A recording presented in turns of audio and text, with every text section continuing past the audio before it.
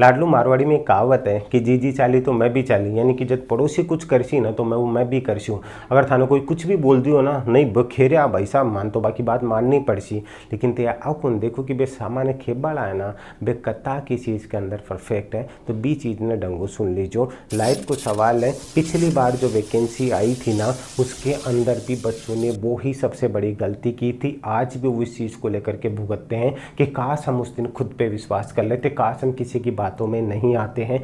क्या चीज़ है वो सब कुछ मैं आपको बताने वाला हूँ। विद प्रूफ मैं आपको इन चीज़ों को लेकर के सिक्योर भी करने वाला हूँ कि आप कैसे अपने सपने को साकार कर सकते हो, कैसे अपने सपने को चकनाचूर कर सकते हो। तो वीडियो को एंड तक जरूर देख लो, वीडियो को एंड तक जरूर देख लो, चैनल को सब्सक्राइब जरूर कर लीजिएगा जिससे आपको ऐसी अपडेट मिलती रहे। लाडलू मैं आपको बता दूं, पिछली जो वैकेंसी आई थी, कोई भी अगर वैकेंसी आती है तो उसको लेकर के जैसे ही आपका नोटिफिकेशन जारी होता है एग्जाम से पहले ही, ऐसे कई भविष्य वक्ता हैं जो कि अपने भविष्यवाणियां प्रस्तुत करने लग जाते हैं और हम इतने महान हैं कि उन भविष्य वक्ताओं की बातों में आकर के अपने फ्यूचर के साथ खिलवाड़ करने लगते हैं।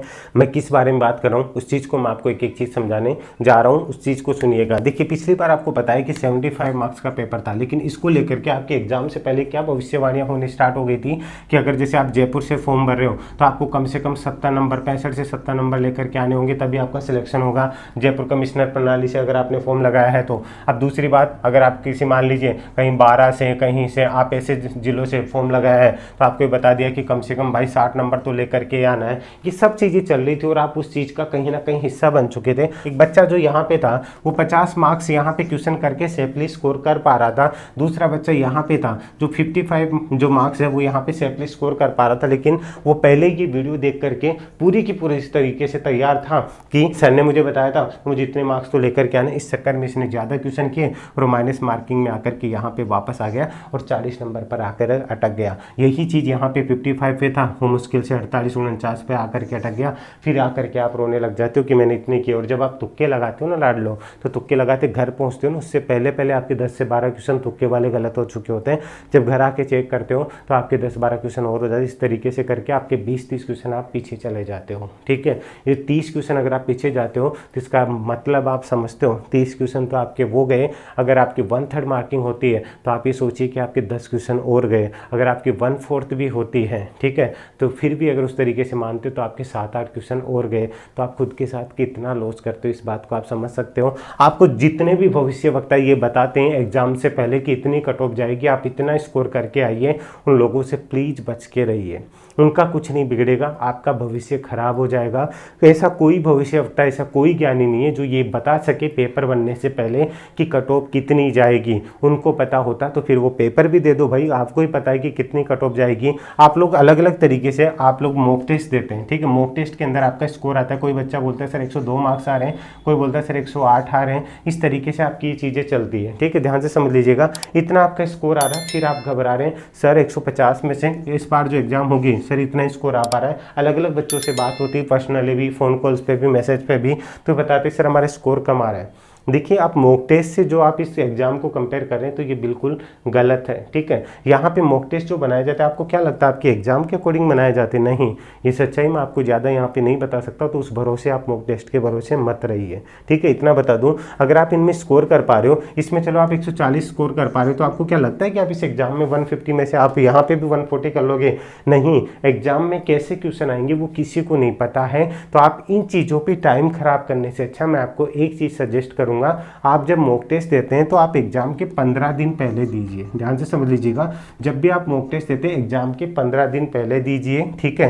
ये 15 दिन पहले देकर के आप 5 दिन तक मॉक टेस्ट दे लीजिए। लास्ट के जो 10 दिन बचते हैं ना उसके अंदर जो मॉक टेस्ट में जो कमियां रही है ना उनको दूर कीजिए, क्योंकि अगर फिर मॉक टेस्ट देने का मतलब क्या, मॉक टेस्ट में जो कमियां रही है आपको पता चलेगी मुझे ये चीज़ें नहीं आती है, तो वो चीज़ें अगर आप लास्ट टाइम में मॉक टेस्ट दोगे तो कई चीज़ें ऐसी हैं जो सिलेबस में नहीं, वो चीज़ें भी डाल देते हैं। जैसे मान लीजिए वीडियो का जो टेस्ट था उसको राजस्थान पुलिस वालों के लिए भी है वो लागू कर दिया। आप लोग तो टेस्ट दे करके टेंशन में आ जाओगे, जिसको कमाना था वो कमा चुका है, सीधी सी बात है। लेकिन आपका तो मोरल डाउन होगा ना, तो सीधी सी बात है कि मॉक टेस्ट के भरोसे मत रहिए। मॉक टेस्ट अगर आप देते हो तो आपकी एग्जाम ऑफलाइन है तो आप ऑफलाइन ही देने की कोशिश करें। और जो इसमें धुरंधर समझता अपने आपको कि मैं 150 में इसके 40 ला पा रहा हूँ, एक फ्री मॉक टेस्ट दे रहा हूँ, नीचे 20 क्वेश्चन का है, मैं प्रीफर नहीं करता हूँ। फिर भी अगर आप हवा में उड़ रहे हैं ना और जो डाउन भी जा रहे हैं, एक बार ये फ्री मॉक टेस्ट दे करके देखना, ना आपको क्वेश्चन का लेवल पता चलेगा। अगर आप इसमें 10 नंबर से ऊपर भी जा रहे हो ना तो आपको खुद को पता चलेगा क्वेश्चन का लेवल क्या है। अगर आप अच्छा स्कोर करते हो इस नंबर पे मुझे व्हाट्सअप करके ज़रूर बताइएगा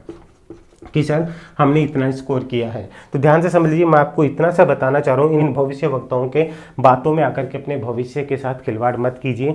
पेपर का लेवल किसी को भी नहीं पता है। तो आप बोल रहे हो ना कि आपकी 130 कट ऑफ जाएगी, अधिकतर बच्चे बोलते हैं सर 120 कट ऑफ जाएगी, 115, किसी को कुछ भी नहीं पता है, उनके चक्करों में मत रहिए। मैं सिर्फ आपको इतनी सी चीज़ बता दूँ, इनके चक्करों में आके आप अपने साथ गलत करो। इससे अच्छा एक स्कोर बना लीजिए आप कि मुझे कम से कम, ध्यान से सुन लीजिएगा, आपके 150 क्वेश्चन आएंगे, आपको कम से कम 100 क्वेश्चन तो सही करने ही करने हैं। ध्यान से समझ लीजिएगा।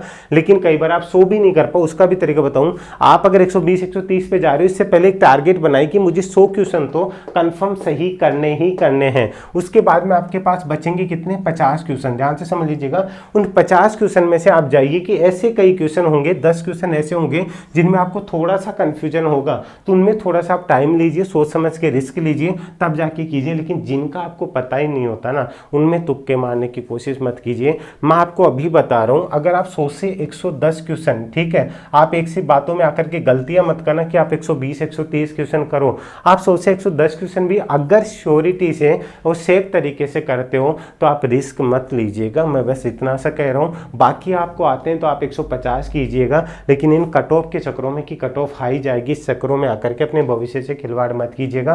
पहले पेपर करते वक्त ये सोचिए कि आप सेफली कितने क्वेश्चन कर सकते हो, ये पेपर करने का सही तरीका होता है। उसके बाद में आप रिस्क लेना स्टार्ट करें। लेकिन आप क्या करते हैं, जो आया उसके टिक लगाया, जो आया नहीं आया उसके भी ये सोचता है, तुक्का लगा करके आप उमार भरने लग जाते हो। तो प्लीज़ ये गलती मत कीजिएगा। अगर आप इन चीज़ों में ये लेके चलते तो टारगेट लेके चलिए। जैसे आपको पता है कि रीजनिंग इसके लिए मेन है, रीजनिंग कंप्यूटर है, वो इसके अंदर आपको पूरा का पूरा 60 मार्क्स का काम करेंगे। तो सबसे ज़्यादा इनके ऊपर काम कीजिए ना, जिनमें कोई नंबर कटने का काम नहीं है। और इसको लेकर के जितना भी सारा मटेरियल है ना, करंट अफेयर हो, करंट अफेयर को मिस मत करना। मैं फिर से आपको बता रहा हूँ, 10 से 12 क्वेश्चन आपको मिलेंगे और आप पूरी किताबें उठा के पढ़ नहीं सकते क्योंकि वैकेंसी थोड़ी सी पुरानी है, तो आप पुराने जी के पढ़ोगे। इससे अच्छा इसके लिए इंपॉर्टेंट जितना भी करंट अफेयर है, रीजनिंग है, इसको लेकर के साइंस है, जितनी भी चीज़ें हैं वो सब कुछ मैंने आपको सिर्फ और सिर्फ एक मिनिमम प्राइस के अंदर अवेलेबल करवा रखा है। वो कंटेंट है, आप कंटेंट को पढ़िए। अगर कंटेंट आपका क्लियर होगा ना तो आप कोई भी मॉक टेस्ट क्लियर कर सकते हो। तो मैं पर्सनली, आप कहीं से भी पढ़ो, चाहे खुद के नोट से पढ़ रहे हैं ना, ये आप खुद के बेस पे कंटेंट क्लियर कीजिए। कंटेंट अगर आपका क्लियर है तो आप कोई भी मॉक टेस्ट क्लियर कर सकते हो। अगर आप ये मॉक टेस्ट क्लियर नहीं कर पा रहे हो फिर भी आप ये एग्जाम क्रैक कर सकते हो, ये मेरी गारंटी है। लेकिन आप पहले कंटेंट को लेकर के चलिए, इस चीज़ के ऊपर ध्यान दीजिए। ये सबसे बहुत ज़्यादा जरूरी होगा, इस चीज़ का जरूर ध्यान रखिएगा। और इसको लेकर के पूरा का पूरा मटेरियल है, मैंने ऐप के ऊपर अवेलेबल करवा रखा है, जाकर के एक बार चेक जरूर कर लीजिएगा, ठीक है। तो उम्मीद आप इस चीज़ को समझ पाएंगे और भविष्य वक्ताओं से थोड़े से दूर रहेंगे। अपनी तैयारी अच्छे से कीजिए। पल पल की ऐसी अपडेट पाने के लिए चैनल को सब्सक्राइब जरूर कर लीजिएगा। और कुछ भी अपडेट होगा मैं आपको जरूर इन्फॉर्म करूंगा। अभी के लिए इजाज़त दीजिए। जय हिंद, जय भारत, धन्यवाद।